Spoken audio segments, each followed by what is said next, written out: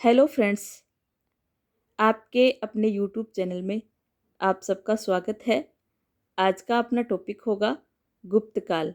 गुप्तकाल कुषाणों के सामंत माने जाते थे। मौर्यों के पतन के बाद गुप्तों ने एक बार पुनः संपूर्ण उत्तर भारत में राजनीतिक एकता स्थापित की। कला, संस्कृति, साहित्य, विज्ञान के विकास के कारण गुप्तकाल को भारतीय इतिहास का स्वर्णिम युग कहा जाता था। क्या कहा जाता था? स्वर्णिम युग कहा जाता था। आगे देखिए, गुप्त शासकों का क्रम। तो क्रम की बात करें तो सबसे पहले श्री गणेश करते हैं। तो सबसे पहले जो संस्थापक हैं गुप्त काल के, तो वो हैं श्रीगुप्त। श्रीगुप्त गुप्तों का आदि पुरुष भी माना जाता है श्रीगुप्त को। फिर सेकंड है आपके कठोत्कच, और थर्ड है इसके बाद गुप्त चंद्रगुप्त प्रथम। चंद्रगुप्त प्रथम ही जो कि गुप्तों का वास्तविक संस्थापक माना जाता है। और चंद्रगुप्त प्रथम के बाद आते हैं आपके समुद्रगुप्त, जो कि एक महान शासक हुआ करते थे।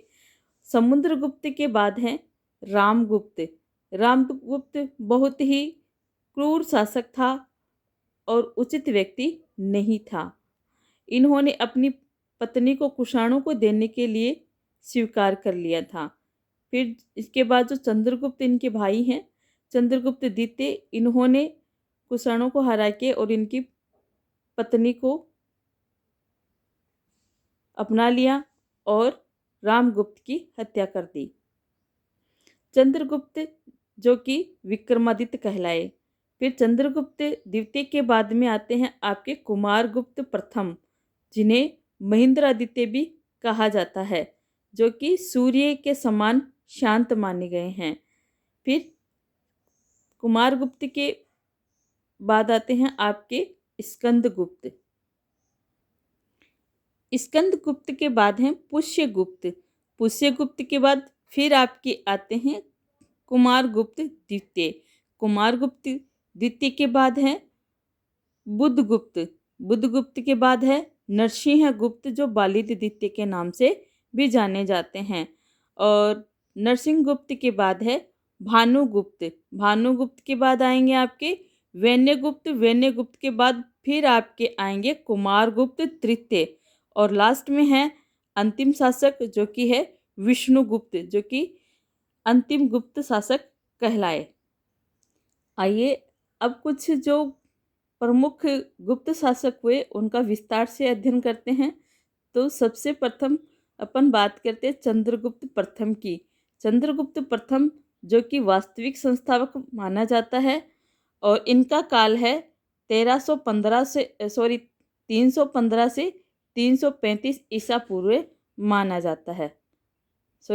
ईस्वी माना जाता है। चंद्रगुप्त प्रथम ने अपने राज्यारोहण के दिन, जो कि 9 मार्च 319 को हुआ था, और उसी दिन इन्होंने नवीन गुप्त संवत चलाया था। क्या चलाया था? नवीन गुप्त संवत चलाया था। फिर जो कि ये जो चंद्रगुप्त प्रथम हैं, इन्होंने वैशाली की लिच्छवी वंश की राजकुमारी, लिच्छवी वंश की राजकुमारी कुमार देवी से विवाह कर लिया। विवाह पर कुमार देवी प्रकार के सोने के सिक्के चलाने वाला चंद्रगुप्त प्रथम शासक था। और चंद्रगुप्त जो कि महाराजा धीराज की उपाधि धारण करने वाला प्रथम गुप्त शासक था। चंद्रगुप्त प्रथम के बाद आते हैं आपके समुद्रगुप्त। समुद्रगुप्त का काल जो कि है 335 से 375 ईस्वी। गुप्त वंश का सबसे महान शासक माना जाता है। कौन माना जाता है? समुद्रगुप्त, जो कि गुप्त वंश का सबसे महान शासक माना जाता है। जानकारी इसकी मिलती है प्रयाग प्रस्थित। समुद्रगुप्त की जानकारी प्रयाग प्रस्थित से मिलती है, और इनकी जानकारी हरिशेन से मिलती है, जिसकी रचना जो प्रयाग प्रस्थिति है, इससे इसकी जानकारी मिलती है, और इसकी रचना की थी हरिशेन ने। और उत्कीर्ण की थी तिलभट्ट ने। अशोक के प्रयाग प्रस्तुति से कौशाम्बी स्तंभलेख पर उत्कीर्ण है।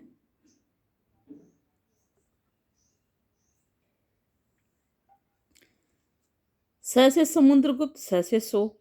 समुद्रगुप्त को 100 युद्धों का विजेता कहा जाता था। इसलिए विसेंट स्मिथ ने समुद्रगुप्त को भारत का नेपोलियन कहा। समुद्रगुप्त को उसके सिक्कों पर वीणा बजाते हुए बताया गया है। समुद्रगुप्त को उसके सिक्कों में लिच्छवी दोहित्र भी बताया गया है। समुद्रगुप्त ने 6 प्रकार के सोने के सिक्के चलाए। स से समुद्रगुप्त, स से सोने के सिक्के, यानी सोने के सिक्के चलाने वाला गुप्त शासक समुद्रगुप्त था और समुद्रगुप्त को कविराज की उपाधि दी गई। अब आगे देखते हैं समुद्रगुप्त की नीतियां। समुद्रगुप्त की नीतियों में देखिए, प्रथम है उत्तर भारत, जो कि आर्यवर्त और प्रसभो द्वरण। दूसरी नीति थी दक्षिण भारत, जो दक्षिणापथ ग्रहण, मोक्षानुग्रह या प्रत्यक्ष अप्रत्यक्ष की नीति थी। तीसरे नंबर पर है पश्चिमी विदेशी शासक, जो कि शक कुषाण, और इसमें आपके आते हैं आत्मनिवेदन, कन्योपायन, गुरु तुम्बंदक, स्वविषय, मुक्ति शासक वाचना, मुक्ति शासक याचना भानुगुप्त के एरण अभिलेख में समुद्रगुप्त को प्रसन्न होने पर कुबेर या धन लुटाने वाला कहा गया है। यानी इनको कुबेर जी की संज्ञा दी गई है, जो कि जब भी ये समुद्रगुप्त प्रसन्न होते थे तो काफ़ी धन लुटाते थे, और इन्हीं को यमराज की संज्ञा भी दी गई। अधिक रुष्ट होने पर यमराज माना गया है।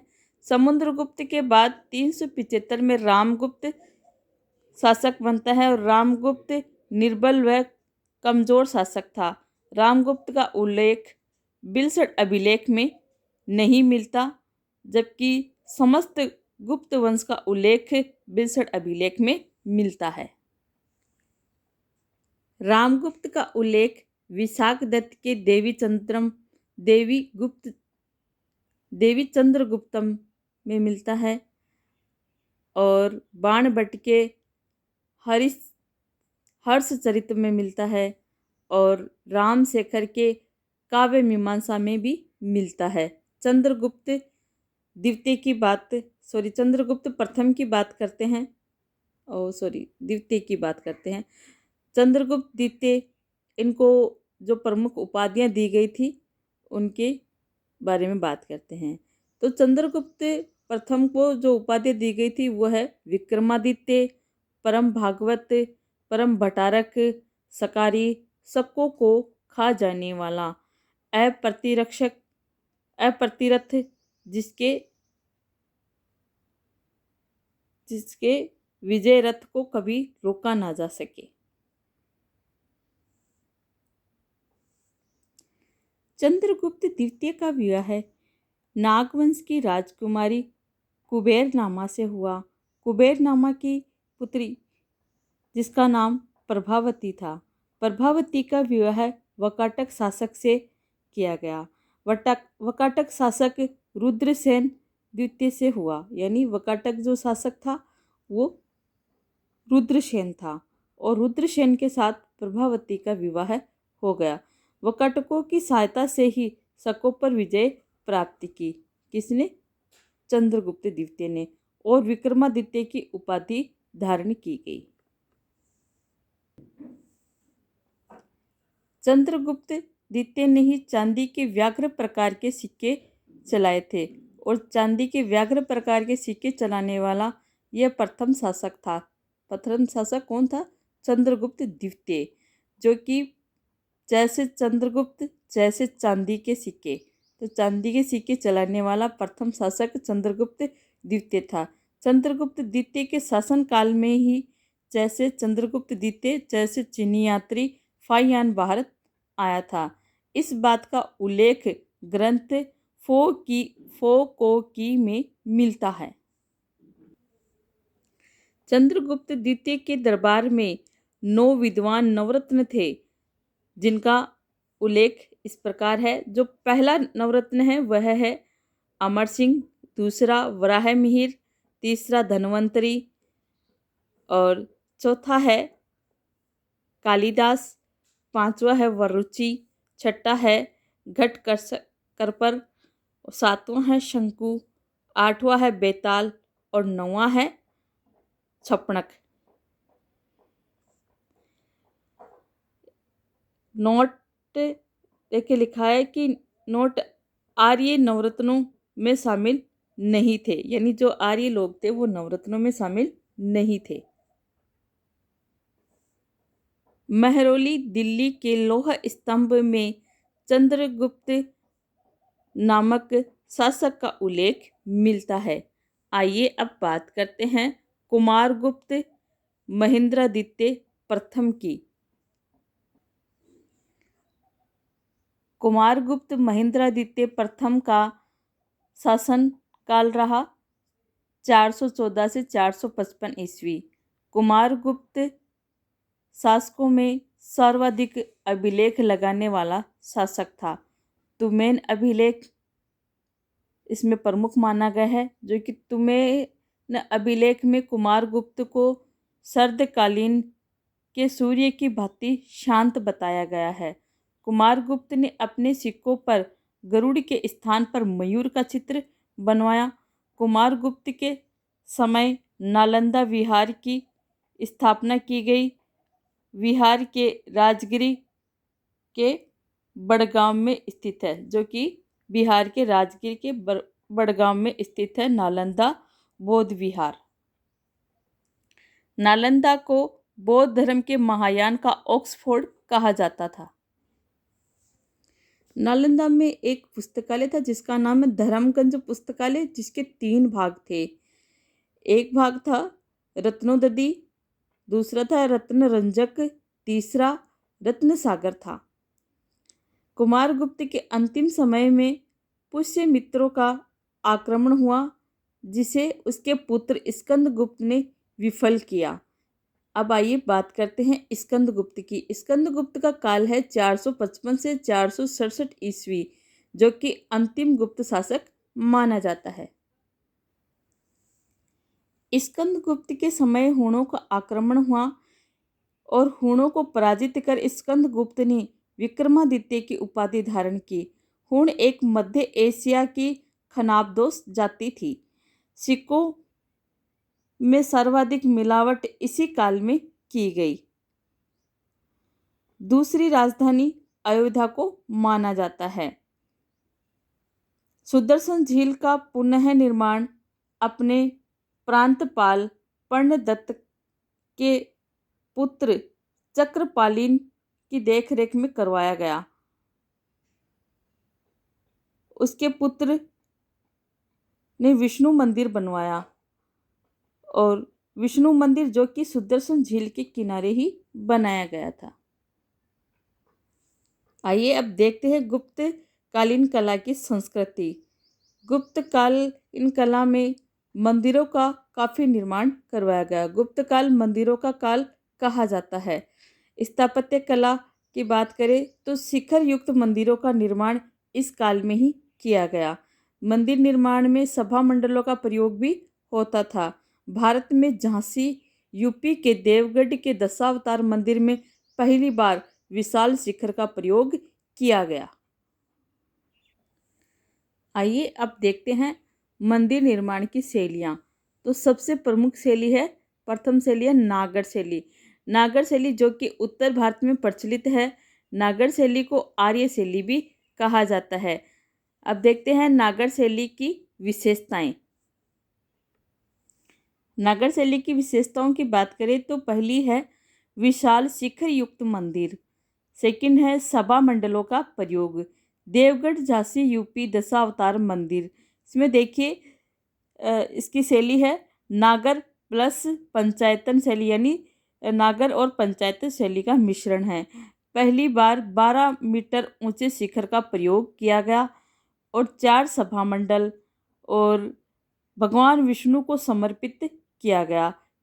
विष्णु को यहाँ शेषनाग पर विराजमान व नाभि से कमल निकलता हुआ दिखाया गया है और माता लक्ष्मी को इनके पैर दबाते हुए दिखाया हुआ है। आगे बात करते हैं द्रविड़ शैली की, जो कि दूसरी द्रविड़ शैली है, जो कि दूसरे नंबर पर है द्रविड़ शैली। ये है आपके दक्षिण भारत में काफ़ी प्रचलित है। जैसे द्रविड़ जैसे दक्षिण भारत में प्रचलित है। इसकी विशेषता है विशाल प्रवेश द्वार, जो कि गोपुरम महागोपुरम के नाम से जाने जाते हैं। द्रविड़ शैली के मंदिरों का आकार पिरामिडकार का होता है। फिर इसके बाद है बेसर शैली। बेसर शैली में देखिए नागर और द्रविड़ शैली का मिश्रण पाया जाता है। बेसर शैली को खच्चर या चच्चर शैली के नाम से भी जाना जाता है। चालुक्य शासक द्वारा प्रचलित माना जाता है। फिर आपके है एकायतन शैली। एकायतन शैली वह शैली है जिसके गर्भगृह में एक ही प्रतिमा होती है, जिसे एकायतन शैली कहा जाता है। अब इसके बाद है पंचायतन शैली। तो पंचायतन में गर्भगृह में 5 तक मूर्तियां पाई जाती है, 5 प्रतिमा पाई जाती है, जिसमें मध्य में आपके विष्णु होते हैं और चारों कोनों में शिव, शक्ति, सूर्य, गणेश आदि की प्रतिमाएं पाई जाती है। फिर आगे बात करते हैं महामारु शैली। महामारु शैली की बात करें तो महामारु शैली एक ही स्थान पर अनेक मंदिरों का निर्माण पाया जाता है, जो कि इसकी प्रमुख विशेषता है। फिर तक्षण कला की बात करें तो तक्षण कला में छेनी व हथौड़े के माध्यम से मूर्ति का निर्माण किया जाता है और इसमें जो सिलावट होता है, जो कलाकार होता है जिसे सिलावट कहा जाता है, जो कि मूर्ति बनाने वाला कलाकार है। फिर आगे देखिए गुप्त काल में मूर्ति निर्माण के जो प्रमुख उल्लेख मिले हैं वो है आपके मथुरा से मिले हैं, जो कि मथुरा में है। बुद्ध के खड़े होने की प्रतिमा प्राप्त हुई मिली है यहाँ से। और जो कि अब आपके सेकंड है सारनाथ। सारनाथ में मतलब सार लेने के बाद जो बुद्ध बैठ गए थे, तो बैठे बुद्ध की प्रतिमा यहाँ दिखाई गई हैं। और एक प्रतिमा है इनकी पाटलिपुत्र में। यहाँ के मंदिरों में द्वारपाल को मकवाहिनी व कुम्रवाहिनी कहा गया है। जो मकवाहिनी है वो गंगा पर रहने वाले द्वारपाल हैं और कुम्रवाहिनी है वो यमुना पर रहने वाले द्वारपाल हैं। फिर देखिए गुप्तकालीन मंदिरों का निर्माण में ईंटों व पत्थरों का प्रयोग किया गया और इनके चबूतरे जो है, चबूतरे के निर्माण वो कि वर्गाकार चबूतरे का निर्माण होता था। प्रमुख मंदिरों की बात करें तो देखिए इसमें प्रथम है आपका भीरर गांव, जो कि यूपी में है और यहाँ विष्णु मंदिर है। और दूसरा है सिरपुर। सिरपुर जो कि छत्तीसगढ़ में लक्ष्मण मंदिर है, जो कि दोनों ही मंदिर ईंटों से निर्मित हैं। आगे है देवगढ़ दशावतार मंदिर और एक है आपका भूमरा शिव मंदिर, जो कि एमपी में है। नचना कुठार जो कि पार्वती माता का मंदिर है, जो कि एमपी में है। फिर है तिगवा विष्णु मंदिर, ये भी आपका एमपी में है। खोह शिव मंदिर, ये भी एमपी में है। और एरंड विष्णु मंदिर, ये भी एमपी में है। विदिशा उदयगिरी जो कि शिव मंदिर है, ये भी आपका एमपी में है। फिर आप बात करते हैं गुफाओं की, तो गुफाओं में है इनकी प्रमुख गुफाएं आपकी अजंता की गुफाएं। तो अजंता की गुफाएं महाराष्ट्र औरंगाबाद के उनिष्ठा नामक गांव में मिलती हैं। और अजंता गुफाओं के निर्माण की बात करें तो निर्माण वकाटक वंश के पृथ्वी सेन के सामंत जो कि व्याघ्रदेव के आदेश पर बनाई गई। वकाटक वंश गुप्तकालीन गुफाएं जो कि प्रसिद्ध हैं वह है आपकी 16 व 17। कुल गुफाएं हैं 29, जिसमें 25 विहार हैं और 4 चैत्य हैं। और इनकी खोज की गई 1819 में कनिंघम के द्वारा। Thank you. हमारा वीडियो देखने के लिए बहुत बहुत धन्यवाद। ये जो वीडियो है ये कम समय में ज़्यादा तैयारी के लिए है। ये वीडियो उन लोगों के लिए विशेष इम्पोर्टेंट है जो कि रोज़मर्रा की लाइफ में उनको टाइम नहीं मिल पाता है, जो कि लेडीज़ है जो बाहर का काम भी करती है और घर का काम भी करते हैं, उनके लिए बहुत ही फ़ायदेमंद होने वाला है और कम समय में बहुत ज़्यादा आपकी अच्छी तैयारी हो सकेगी। Thank you.